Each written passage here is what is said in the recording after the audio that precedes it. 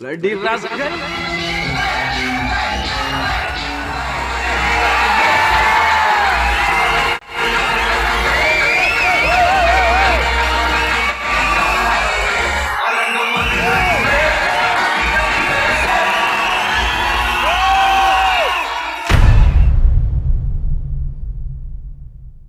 ஏறக்குறைய ஒரு 100 வருஷ தமிழ் சினிமா ஹிஸ்ட்ரியில் எவ்வளோ டைரக்டர் வந்து போயிட்டாங்க. சமீப காலத்தில் ஒரு 3 டைரக்டர் ரொம்ப முக்கியமானவங்க. ஒன்று மணிரத்னம், காலங்காலமாக பேசிட்டு வர கதைங்களை சினிமாவாக்கி வியாபாரம் பண்ண தெரிஞ்சவர். ரெண்டாவது வெற்றிமாறன், இவர் வந்து நல்ல புத்தகங்கள், ஒரு இம்பேக்ட் ஏற்படுத்தின புக்கெல்லாம் வந்து ஸ்டோரி ஆக்கி அதிலேருந்து படம் எடுத்து பணம் சம்பாதிக்க கற்றுக்கிட்டவர். மூணாவது நம்ம லோகேஷ் கனகராஜ், இவர் வந்து மொதல் 2 பேர்த்தையும் விட வித்தியாசமானவர். மொதல் 2 பேரும் கற்பனைக்கு காட்சி வடிவம் கொடுத்து சினிமா ஆக்கினவங்க. ஆனால் லோகேஷ் கனகராஜ் மட்டும் சினிமாவிலேருந்தே தொழில் கற்றுக்கிட்டு அதை ஒரு வியாபாரமாக்கி 500 கோடி 1000 கோடி அந்த மாதிரி கொண்டு போயிட்டார். சரி, இப்போ நேராக படத்துக்கு வந்துடுவோம். கூலி சன் பிக்சர்ஸ் தயாரிப்பில் ரஜினிகாந்த் நடிப்பில் லோகேஷ் கனகராஜ் இயக்கியிருக்கிற படம். இதில் வந்து ரஜினிகாந்த் கதாநாயகனாக நடிச்சிருக்காரு. ரஜினி இது ஒரு 50 வருஷ தமிழ் சினிமாவுக்கான தனக்குன்னு ஒரு ஸ்டைல் வச்சுட்டு தமிழ் சினிமாவையே கட்டி போட்டு வச்சுருக்கிற ஒரு ஐகானிக் நேம். சன்ஸ் பிக்சர்ஸோட கமிட் ஆகி லோகேஷ் கனகராஜ் டைரக்ஷனில் ரஜினி நடிக்கிறாரு அப்படின்னு சொன்னப்பவே இது ஒரு 1000 கோடி ரூபாய் வசூல் பண்ணக்கூடிய படம் அப்படின்னு சொல்லி எல்லோரும் கன்ஃபார்ம் பண்ணியிருந்தாங்க. இந்த எதிர்பார்ப்பை இந்த படம் பூர்த்தி செஞ்சிச்சா அப்படின்னு சொல்லி பார்த்தா ஓரளவு பண்ணியிருக்குன்னே சொல்லலாம்.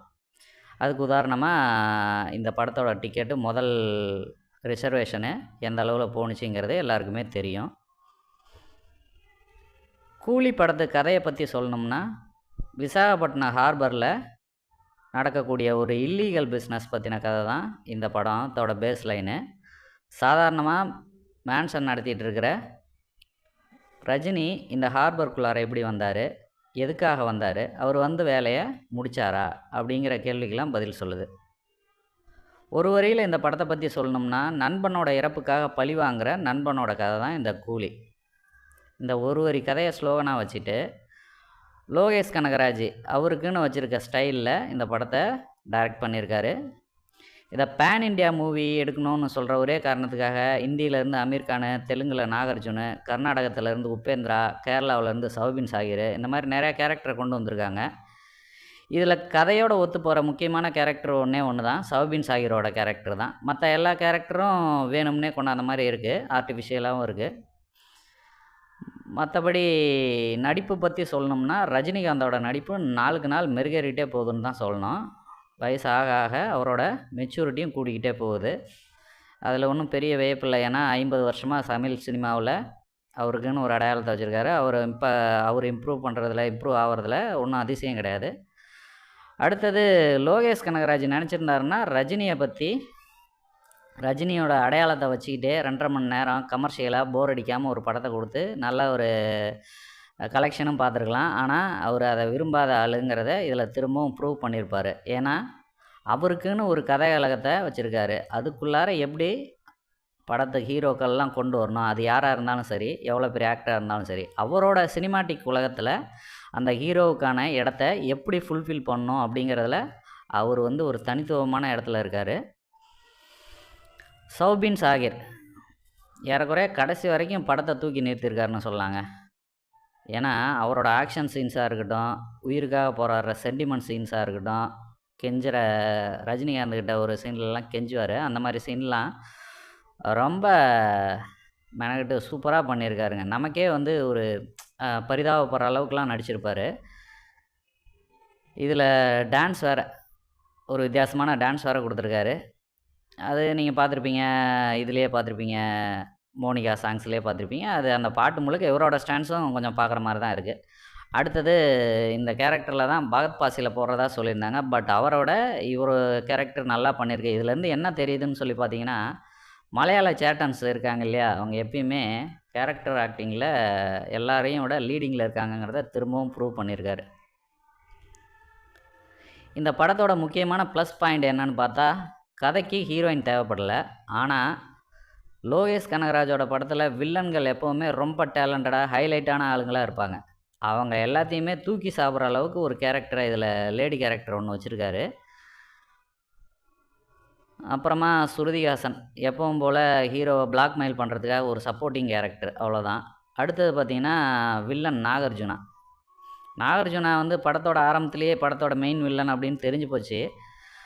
இருந்தாலும் லோகேஷ் கனகராஜோட படம்னாவே கடைசியில் ஒரு பெரிய வில்லன் வருவார் இல்லைங்களா, இவங்களுக்கெல்லாம் இல்லை ஒரு வில்லன். அந்த வில்லனுக்கான ஹிண்ட்டையும் அப்பப்போ படத்தில் ஆரம்பத்துலேருந்தே கொடுத்துட்டு தான் இருக்காங்க. அதுக்கு தகுந்த மாதிரி கடைசியில் ஒரு வில்லன் என்ட்ரியும் வருது. ஆனால் ஒரே ஒரு வித்தியாசம் என்னன்னு சொல்லி பார்த்தீங்கன்னா, சாதாரணமாக இருந்த ஒரு 2 கேரக்டரை திடீர்னு ட்விஸ்ட் அடித்து அந்த கேரக்டரு தான் படத்தில் ஒரு மெயின் வில்லன் ஆக்டர் அப்படிங்கிற அளவுக்கு ப்ரொஜெக்ட் பண்ணியிருக்காங்க. அது நல்லாவும் ஒர்க் அவுட் ஆகிருக்கு. அடுத்ததாக சத்யராஜ் ரஜினியோட நண்பனாக வராரு. எப்பரா இவங்க 2 பேர்த்தையும் ஒரே ஃப்ரேமில் லோகேஷ் ராஜ் பயன்படுத்தி சீன் எடுத்துருப்பார் அப்படின்னு சொல்லி பார்த்தா, உண்மையாலுமே திறமைசாலி தான் லோகேஷ். ஏன்னா 2 பேர்த்துக்கும் ஒரு பெரிய அண்டர்ஸ்டாண்ட் இல்லை அப்படிங்கிறது தெரிஞ்சு 2 பேர்த்துக்கும் வெவ்வேறு ஃப்ரேம் வச்சு தனித்தனியாக எடுத்து படத்தை முடிச்சிட்டாரு. அந்த காரணத்தினால தான் என்னமோ அந்த ஃப்ரெண்ட்ஷிப் சென்டிமெண்ட் சீன்லாம் பெருசாக ஒன்றும் ஒர்க் அவுட் ஆகலை. ரஜினிக்கு தேவான்னு பேர் வச்சுருக்காரு. அதன் மூலயமா நம்ம என்ன நினச்சிக்கலான்னா, தளபதியில் வர அந்த ஃப்ரெண்ட்ஷிப்போட பேஸை ஞாபகப்படுத்தி பார்த்துக்க வேண்டியதான். அந்த இடத்த வச்சு அந்த நண்பனுக்காக பழி வாங்குறாரு அப்படிங்கிற ஒரு எண்ணத்தை வேணால் நம்ம மனசில் வர மாதிரி அந்த பேர் வச்சுருக்காருன்னு தோணுது. கடைசியாக ஒரு 5 நிமிஷம் ஃப்ளாஷ்பேக் வருதுங்க. அந்த 5 நிமிஷம் ஃப்ளாஷ்பேக்குக்கு ஆரம்பத்துலேருந்தே ரஜினியோட பழைய அடையாளத்தை காட்டணும் அப்படிங்கிறதுக்காக சின்ன சின்ன ஹிண்ட்ஸ் படத்தில் கொடுத்துக்கிட்டே இருக்கிறாங்க. அதுக்கு தகுந்த மாதிரி கடைசியாக அந்த சீனும் ஒர்க் அவுட் ஆகிருக்கு. சினிமாவிலேருந்தே சினிமா எடுக்கிறது அந்த மாதிரி மேக்கிங்கில் இந்த சீன்ஸ் பண்ணியிருக்காங்க. இது எதுக்காக அப்படி சொல்கிறேன்னு சொல்லி பார்த்தீங்கன்னா, இந்த மாதிரி சீனு இந்த மாதிரி ஃப்ளாஷ்பேக்லாம் எடுக்கிறதுக்கு பெரிய இது ஒன்றும் தேவையில்ல. நமக்கு ஸ்க்ரீன் ப்ளேவோ ஒரு கதையோ ஒரு இதோ தேவையில்ல.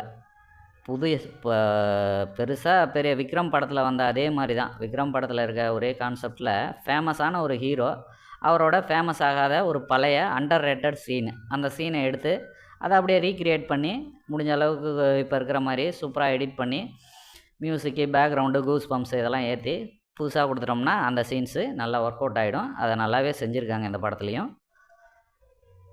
இன்னொரு விஷயம், லோகேஷ் கனகராஜ் படம்னா ஒரு படத்தில் பயன்படுத்துகிற பழைய சாங்ஸோட ப்ளேலிஸ்ட்டு, அதுக்குன்னு அவருக்குன்னு ஒரு தனி ரசிகர் கூட்டமே இருக்குது. தனி ஃபேன் பாயே வச்சுருக்காங்க.